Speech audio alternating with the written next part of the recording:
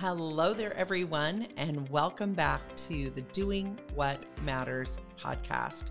I'm your host, Teresa McCloy, and I am beyond excited for you to join us today for another engaging conversation about living from rest, not rush. You know, if you're like me and you're tired of the daily grind, the constant rush and hustle, and you're truly craving something more, something that is meaningful and resonates with your mind and your body and your soul, then you're in the right place. You have found the right podcast because I've got your back and I'm with you on the journey as a believer, as an entrepreneur, and truly as a recovering workaholic. I get you. And I really want to bring us together in conversations around practical tools, inspiring stories, and experts' insights into your everyday, ordinary life as we help to stay on the path to what truly matters. In fact, we are definitely on this path together. Community matters to me as we live and learn to live from rest, not rush. So thanks for being with me on the path as we do this together. Let's get started with this week's conversation. So I want to dive in this week to this idea of practicing the benefits of stillness. And this came to mind for me this week as I was actually did a post on Facebook. I do a post every day, just a reflection and gratitude about an extraordinary moment of the day. And I had done a post about a picture that one of our community members sent to me of our last in-person event. And in that picture, I was speaking and it was a great picture. But what I really noticed back behind me on the table was my jar.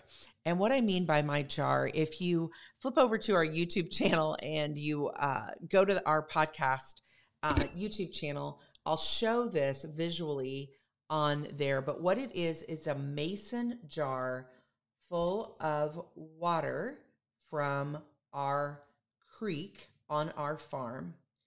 And this water is a reminder for me of a story from one of my mentors, Ruth Haley Barton. I did a lot of work and a lot of study under Ruth for several years. She has a beautiful book called Sacred Rhythms. And I actually write about this story in my book as well that came out last year because it just was so impactful to me. And the story that Ruth tells is going to see her spiritual director for a session, and she was living in a state of rush, as I often have. Maybe you have felt that too, just the rush and the overwhelm. And her spiritual director said to her, Ruth, you're like a jar of river water all shaken up. And until, you sit still long enough to let the clarity come, to let it come. So I'm paraphrasing the story. But I remember hearing that story, whatever it was, 10, 12 years ago, and it just impacted me so much because I resonated with it. I resonated with the idea that could I truly find calm in the chaos? And this became just like a guiding light for me. I actually remember going and getting a mason jar from our basement, walking down the path outside of our home. There's this cool little path. Right now it's beautiful because it's fall season, and it's just this little path that leads down the hill and down the woods to the creek, whatever you call it, and getting a jar and dipping it into the water, picking up the rocks and the gravel and all the things that are at the bottom, and bringing that jar back with me. And I'm often reminded, when I speak, I often take this jar and I really just bring whoever I'm speaking to, the community, the workshop, our community of coaches that gets together. And I just start our day with that visual of the jar of river water. Because so many times we enter into a day or a week or an event that we're attending or whatever it is, and the jar is, and I'm going to shake the jar and you're going to hear it. The jar is all shaken up. And if you're, again, watching on YouTube, you just see the dirt and the jar has no clarity. You cannot see through it. But if I sit this jar down and I let it stay still, it will begin very quickly, actually, to settle. And it will become still. And things through the water will become clearer. And I just think it so resonates with me of, can I just slow? Can I just practice the benefits of stillness? And how do I do that? Why would I do that? So that's where I kind of want to talk about today. And for many of you, you resonate like I do with, wow, I can so easily get my hair on fire. I can so easily get too many yeses in my life, too many things that are dreams and places that I want to go and business that I want to grow and family that I want to create memories with. And all of a sudden, I have no way to be still. So I do believe that stillness, this living internally from rest, and stillness can be a part of how you practice that, is something you have to choose. A word I often use is pre-decide. So you have to pre-decide that it matters to you. But let's define a little bit what stillness is.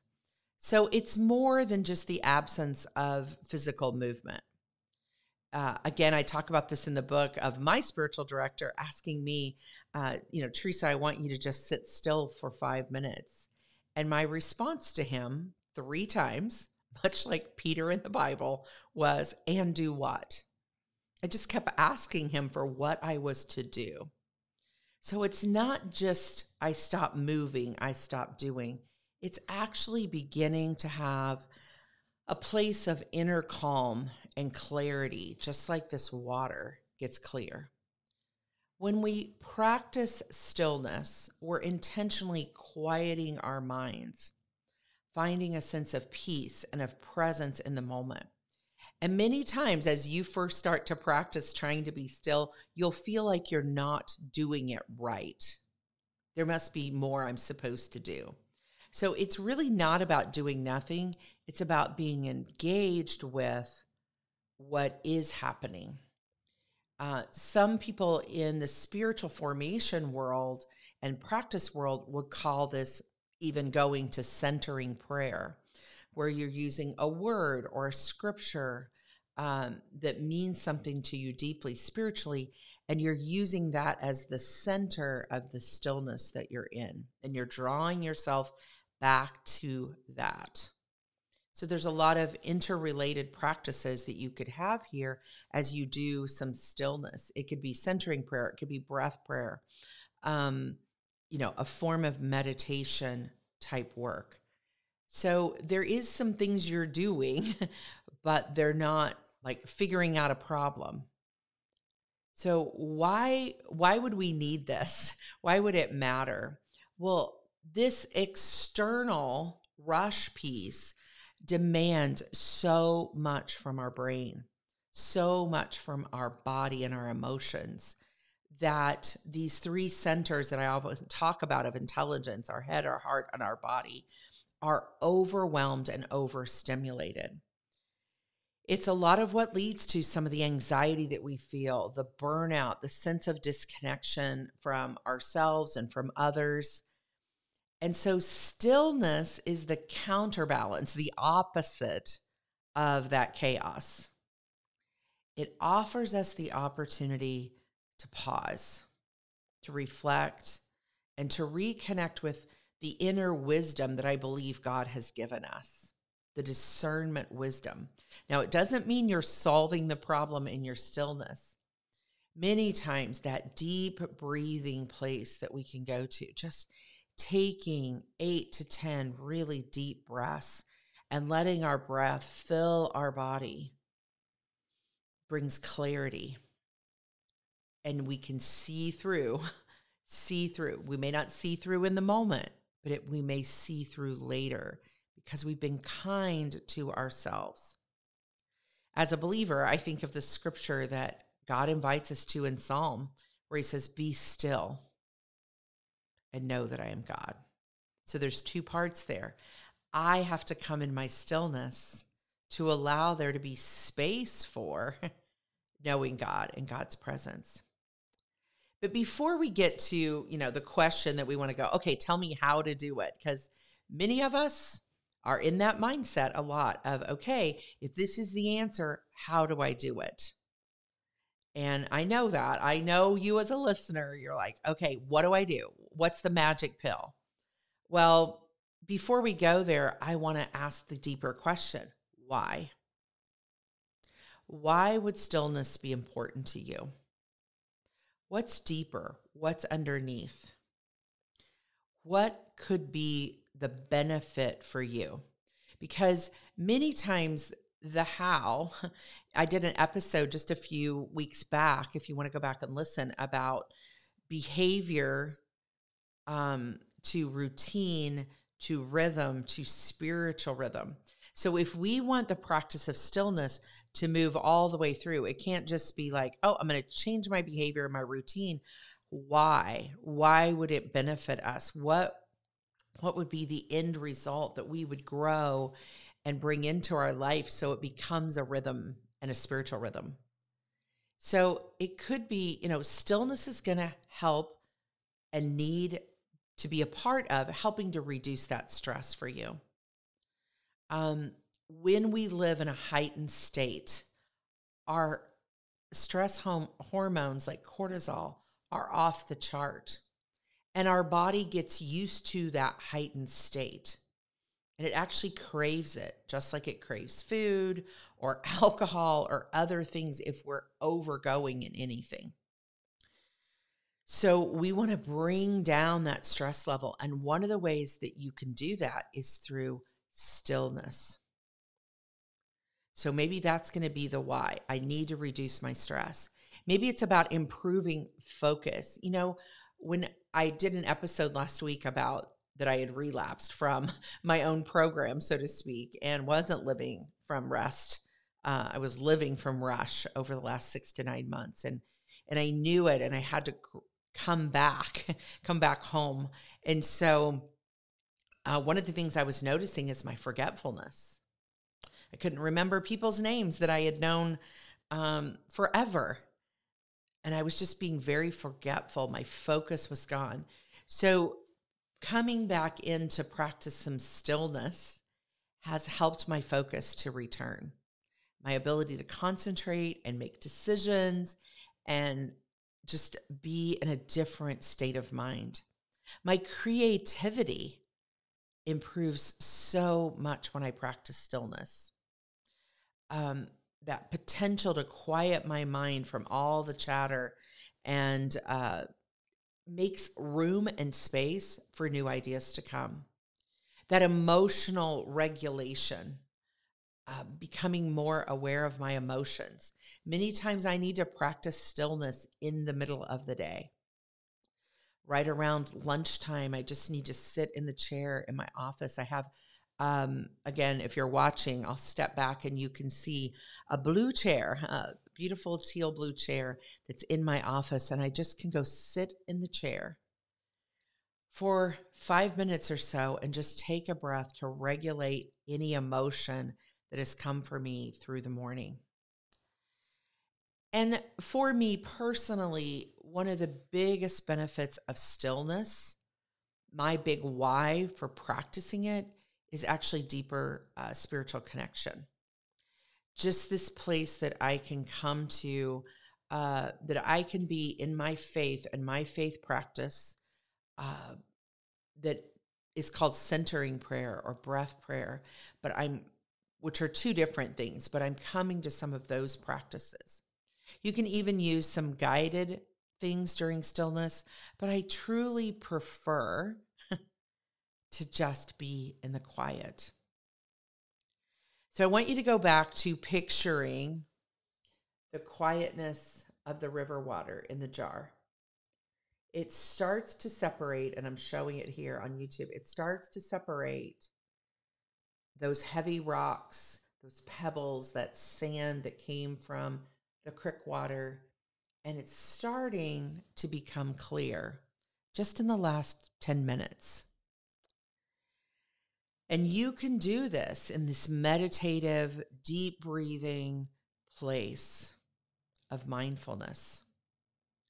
Maybe it is stretching before you go into the practice, and maybe it's a walk around the block and then coming and just sitting for a few minutes. So those maybe are some of the whys. Why would I do this? What am I looking for? But I want you to start small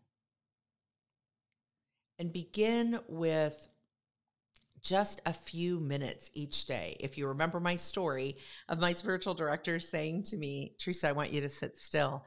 And it was like for 5 minutes. And so you may only be able to start with a couple of minutes. That's okay. Maybe use some device to remind you that you want to practice stillness. Maybe it becomes part of a morning habit after you brush your teeth, after you dry your hair. As you're getting your morning coffee, you just go sit in a favorite chair for a few minutes. So create and establish that routine so that it can start to become something that's a part and it's consistent. Maybe it is in the middle of the day. Maybe it is when you pull into your garage after you come home in the evening and you just sit in your car for a few moments in the quiet and the stillness and take some breaths. Whatever it is, many times when we're starting to establish something new, we need to tie it to something else, which is called habit stacking. Also set some boundaries in your stillness to turn off other devices, airplane mode on your phone, put it in a different room. Don't even get it out in the morning if you're going to connect it to your coffee or your favorite glass of water, drink, whatever it might be. But find opportunities for stillness in your day. Start with once a day, maybe build up to twice a day. Maybe it's before bed. As you get into bed, you just stay sitting up in your bed and you practice some stillness. So connect to the why you would want to practice to calm the chaos, and then the how. And, I just really hope that this encourages you to embrace stillness as a lifelong journey, to put that practice in. I know for me, I get away from it, and then I am in this place of like, what is wrong? Oh, I got away from my stillness time. Maybe you need your own jar of water, river water, creek water, lake water, whatever it is, to remind you this jar is always close by and has traveled with me actually many miles if I'm driving. I also have a picture of it if I'm not able to take it with me.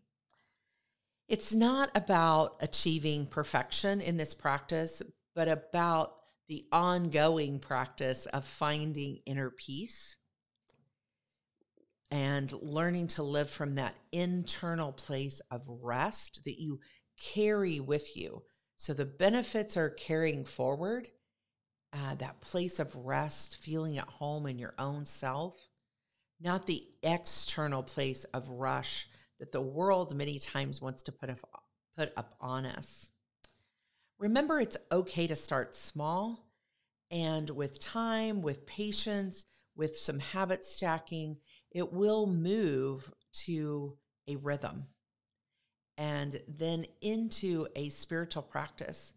And you can begin to discover just that impact that it has for you.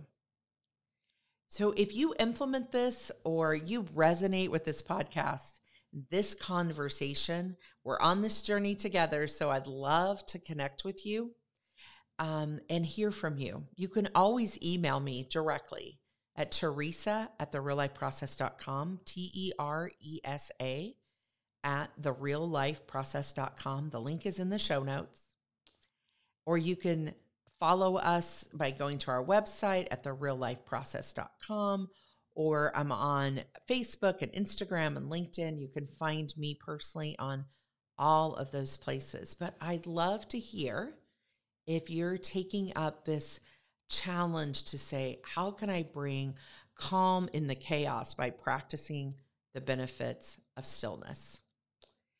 And we are excited. Keep listening to the podcast episode or on our YouTube channel, because just in the next few weeks, we're going to have some ways that you can connect with us on a free community platform that we're building for you right now as we speak, so that we can have deeper conversations around these topics and a lot of free content and a lot of different things that we're really excited to launch out to you, hopefully here at the end of 2023.